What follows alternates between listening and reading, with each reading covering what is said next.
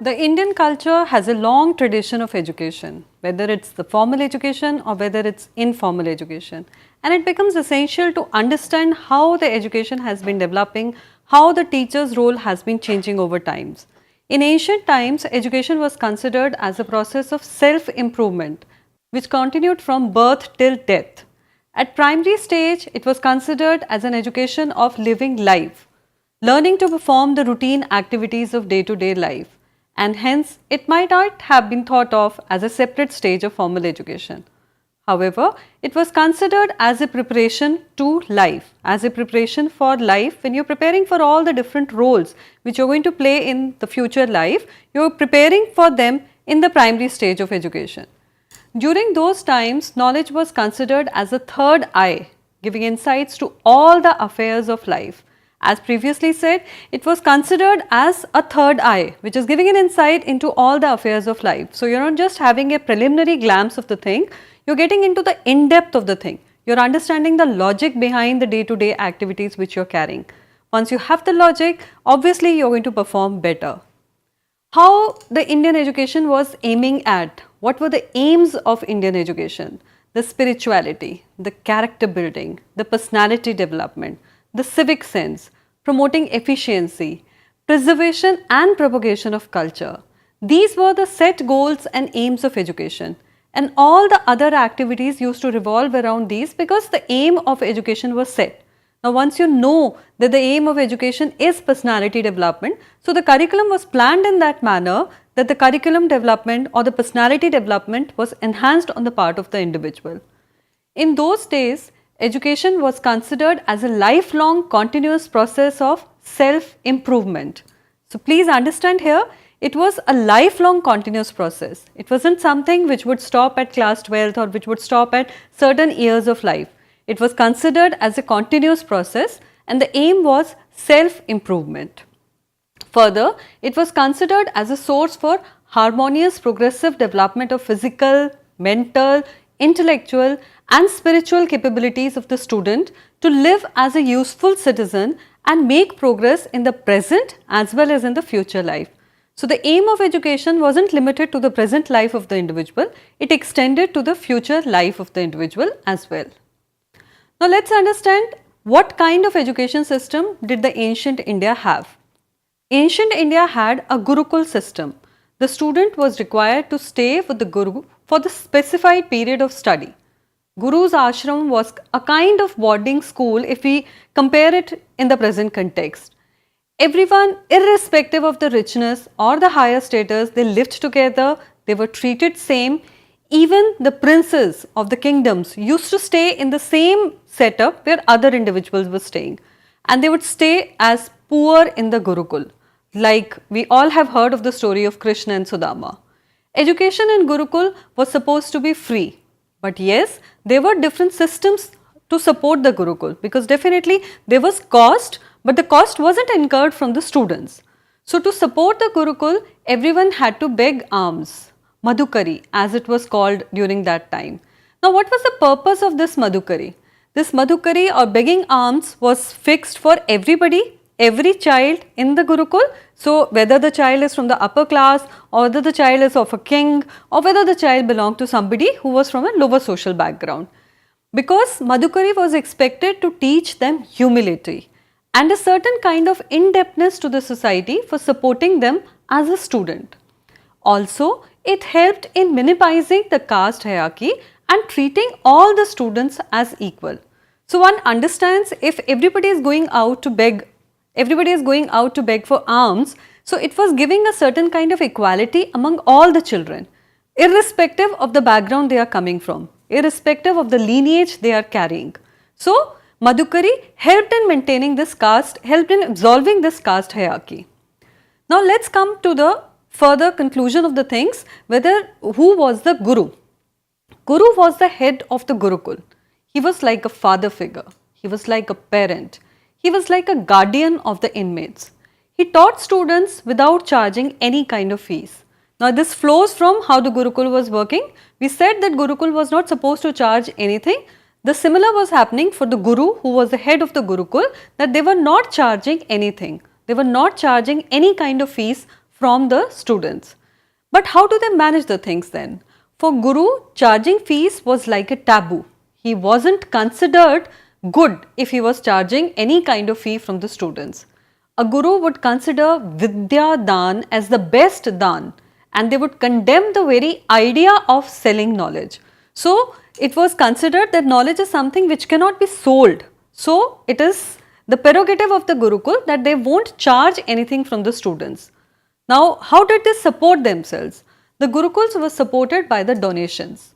Donations from the kings, there were donations from the philanthropists, and the donations from the rich of the society. Further, they would get Guru Dakshana from the students once they have completed the education. Now, what was this Guru Dakshana? Guru Dakshana was an offering of the student as a parting gift to the Gurukul at the end of the study. It need not be in the form of money, it can be in any other form the way the Guru desires. It may be in the form of certain vices which the student would drop in, it would be in the form of certain pledges which the student may take. So, all these donations and Guru Dakshana was enough to support the ashram and inmates as they practiced austerity, and there wasn't any kind of accumulation of wealth.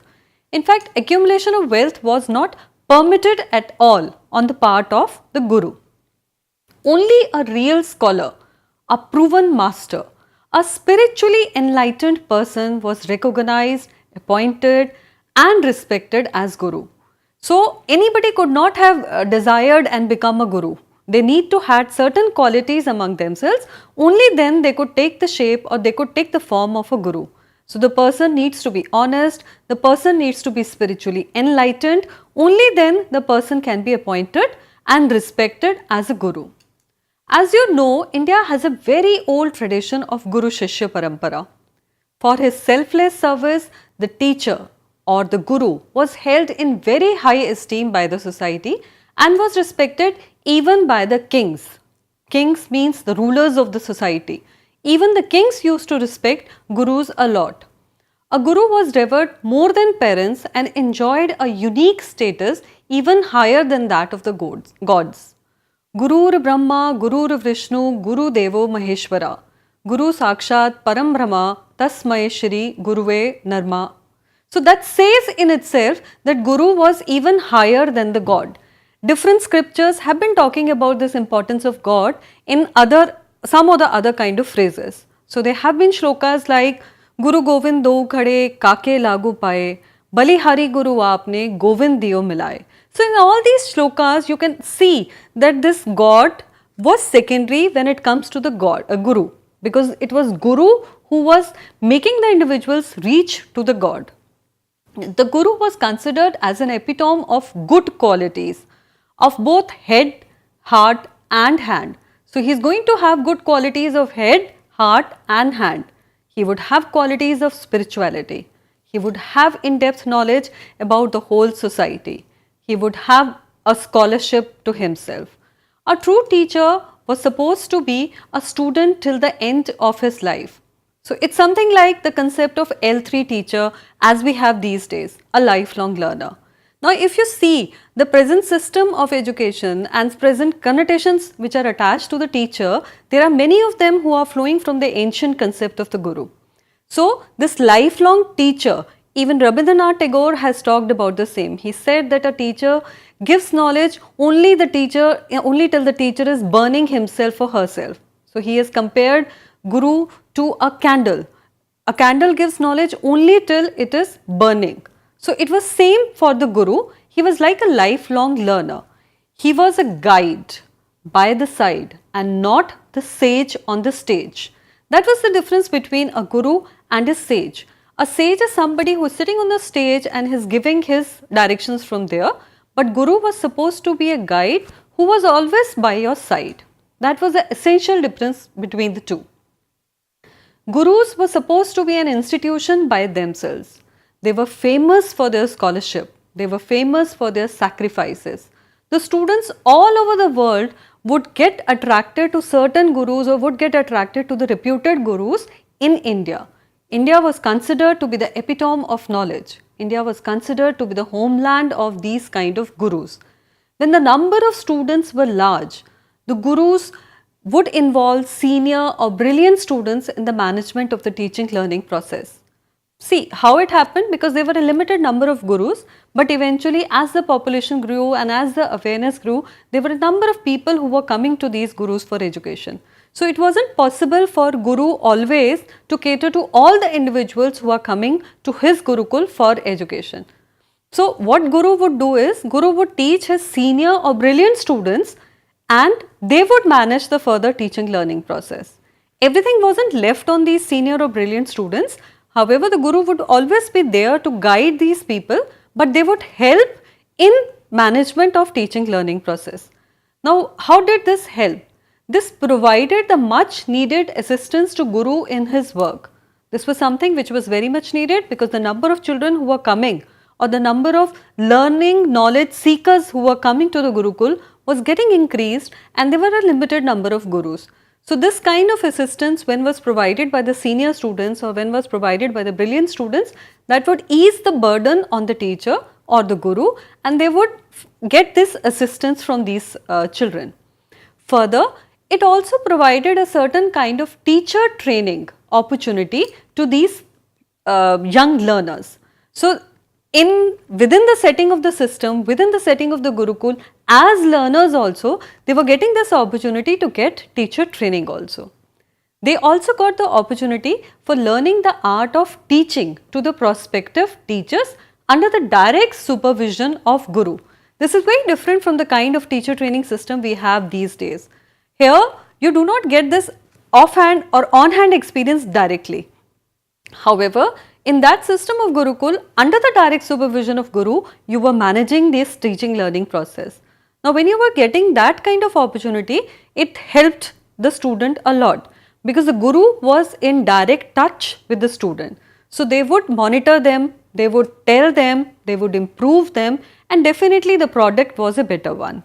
Now, this monitorial system is a contribution of ancient Indian education system to induct the pupils. The ancient education system had this monitorial system wherein the guru would train the pupils, the senior pupils, and these senior pupils would train the junior students or the new students who were coming into the system. They could be either the son of the teacher or older senior abler students as teachers. So it wasn't necessary that these young brilliant children of the teachers, they may be the children of the teachers and they may be the senior abler students also. Later, during Manu's period, the social order changed. Now, it was that anyone who is born as a Brahmin would become a guru, whether scholarly or not. So, here the caste system came into effect. If you are a Brahmin, you are born to a Brahmin, you are going to become a guru, whether you are scholarly or not. So, your occupation was certainly attached to the lineage which you are carrying. Occupation was attached to the family in which you are born. Occupation was attached to the caste in which you were born. The father will teach and train the son as a teacher. Teaching almost became like a family profession of the Brahmins only. Now, this was not what the ancient education system, or this was not what the monitorial system had perceived. They were talking of the abler students, the senior students, the students who were deserving enough, the students had those capabilities of a teacher. They were the ones who were trained and they were the ones who were given the responsibilities. But when it came to the Manu spirit, things changed and teaching almost became a profession of the Brahmins only. So, the other caste people weren't allowed to become gurus. Now, let's move further. What are the different rules and responsibilities which were expected of a guru? In those days, Guru had to perform a variety of roles for the students. He was a parent to the children, he was a teacher to the children, he was a scholar to the students, he was a missionary to the students, he was a friend, a philosopher and a guide to the students. Now, you can understand that the Guru would have to play this kind of multi-dimensional roles only because of the simple fact that these children were living in the Gurukul. They were not day boarding kind of arrangement during those times. So, the children were living in this setup only. We have heard stories from Ramayana where Ram and his brothers had moved to the Gurukul and they stayed there for a considerable amount of time until and unless they had finished their education. So, Guru was expected to pay personal attention to the needs of the students. It was the responsibility of the guru to see that the students develops. He makes progression. He makes progress to the satisfaction of the guru as well as to his own satisfaction. So this satisfaction, this self-knowledge was very important during those times. There used to be a very intimate relationship between the teacher and the taught, almost like a father and a son. Teaching method was oral. It was interaction based. There used to be dialogues between the teacher and the taught. The written education started quite long. During this phase which we are talking of, it was more of an oral interaction which was there between the teacher and the taught. There used to be lectures, there would be discourses, there would be debates, there would be discussions, recitations would be there, recapitulations would be there, and all this would form a part of the student's daily routine. So, in daily routine life also, the student would be exposed to all these kind of activities. It wasn't that lectures were a stipulated phase of the monthly planner or something like that. That used to be a part of the daily student life. Now, if the lectures were happening, if this kind of teaching learning process was happening, how was the assessment happening? That seems to be a question mark, or that seems to be something which arouses curiosity in us. Assessment was continuous, it was comprehensive, it was internally conducted by the guru. Now, if you heard the term continuous, if you hear the term comprehensive assessment, you get immediately stuck to that continuous and comprehensive evaluation which we understood now. But our gurus had been using that system for long, even in the ancient India. There were no terminal examinations, there were no degree certificates, but only announcement by the guru in the convocation that student has graduated after completion of the stipulated studies. However, things didn't stop here, that the guru would announce that the student has studied and things would automatically flow. Definitely, there were certain kind of arrangements which were made so that the society also gets a confidence that the student has actually got that kind of knowledge with himself. So, what would a guru do for the same? Guru would present the qualified student to a gathering of learned people who may ask questions, or the student could be asked to contest in a debate and prove himself. So, how things would happen is, one child or one learner has completed his education, the guru presents him to the society, he arranges for an open house session kind of thing, and all the people who are there, maybe the learned people or maybe the general society members, they would ask questions to the student to see that whether the child has actually got that amount of scholarly knowledge or not. Or other way could be, the student could be asked to contest in a debate and prove himself. Now, once done that, the student was acknowledged as a scholarly person. The student was taken that he has completed his education under the so-called guru, and now he is fit to be a scholarly person. The student would be then known for his mastery over the subject and accepted as a scholarly person. Now, this autonomy of the learner was respected. This was another catch point during that system, that autonomy of the learner was also respected. The student was free to choose the guru and the subject of studies. So, you had both the options. You could choose your guru also yourself, and you could choose your subject of study also yourself. But this autonomy wasn't limited only to the student. This autonomy was given even to the gurus also. So, guru also had a prerogative that whether you want to accept a particular student as your shishya or not. If you accept it, only then the student would be taken in as your shishya. We all have heard where Dronacharya refused Karan to have him as his students because of XYZ reasons.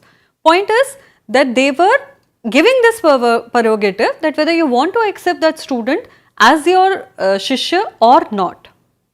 This was about the education system, this was about the role of teacher or the vision of guru which was envisioned by the society at that time. Let's move further. Let's talk about the different educational institutions, how they got formally established.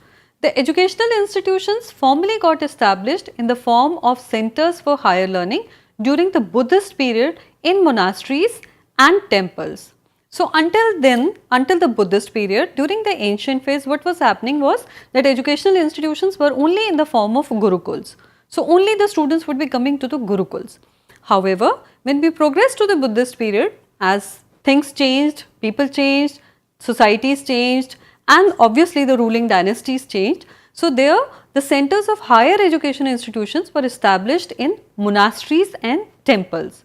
These places developed into big establishments during King Ashoka's time as counterpart of Hindu Gurukuls. So it was this phase of King Ashoka when monasteries were established or when temples became the centers of higher learning.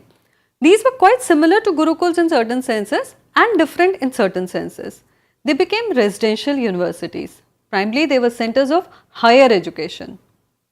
They would have clusters of teachers or gurus and students who would be living and working together in pursuit of knowledge. So this was similar to a Gurukul, but Gurukul was limited to a level of knowledge. These monasteries were more towards the higher education. So here also the teachers and the students would be living together, they would be living and working together in pursuit of knowledge. Education was supposed to be a pursuit of knowledge, and teachers and learners both were co-partners in the same. It wasn't that only the guru would be having all the knowledge and he has to transfer it to the students. So it was both gurus and students who were living together, who were working together in pursuit of knowledge. They would engage themselves in creation, conservation and dissemination of knowledge. So there were three main things which were happening in these universities or monasteries was creation of knowledge, conservation of knowledge and dissemination of knowledge. It's not possible that you create knowledge, you conserve the knowledge, but you do not disseminate it to the people. So for knowledge to be better used, knowledge to be better applied in the general day-to-day life, it becomes essential that knowledge is disseminated to the larger society also. How did these institutions work? There were three main functions of these modern universities: teaching, research and extension. Now if you look at the role of university in the present day context, even in the present day context when it comes to the functions of the university, three main broad areas are teaching, research and extension. The similar was followed in the previous year or in the Buddhist period also. Admissions were made through the entrance test, very hard one at well known places of higher education like Takshila, Nalanda, Vikramshila, Vallabhai, Nadia, Kanchi, Banaras, etc. So there were different centers of knowledge, and the ones who were more popular or the ones who were more highly reputed had difficult entrance tests, quite similar to the ones which we face these days. We have entrance tests or some other kind of elimination rounds so that we take in certain students for higher education, but we do not take all the students for higher education. So during those times also there used to be entrance test for the same. These centers would attract students from all over the world, not just India, they would have students from all over the world. Gurukul would continue to impart the instruction in individual capacity but not as an institution. Now this was one characteristic difference between a Gurukul and a monastery or an institution. Institution would work not at an individual capacity, however Gurukul would work at an individual capacity. There were pathshalas also during the medieval period.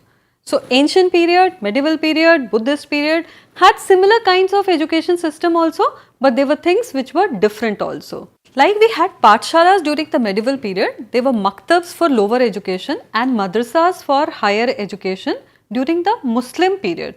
They were established in the mosque for imparting religious and Islamic education, as a part of Holy Quran was taught to the Muslim children by the mullahs and the maulvis in these centers. Now this was similar to Gurukuls in the sense, or to the monasteries in the sense that the places of worship were used for imparting education. But the kind of education which was imparted was very different. Gurukuls had been providing education which was a preparation of life, which was for the betterment of the individual, which was for the pursuit of knowledge. However, the education given by mullahs and maulvis, that was limited to the religious education. So madrasas was providing knowledge only about the Quran and only to the Muslim children. So there was narrowness of the aim here. This kind of arrangement continued till the East India Company entered India and they established themselves as a controlling authority in many regions. Now with the advent of the East India Company in the India, you would realize that they were controlling authority in many regions. They changed different systems. They changed the Gurukul system of education. They did not accept Gurukul as a formal system of education. So they introduced the concept of schools, colleges and universities. However, we need not forget whatever we have got from our past. There were things which were coming to us back now through the Western direction. We are talking of constructivism now. We are talking of continuous and comprehensive evaluation as a Western concept now. But as you have already heard that in the previous years, in the ancient times only, we were the ones who were using continuous and comprehensive evaluation. So we need to respect our lineage, we need to respect our history and we need to learn from those things. Thank you all for this session.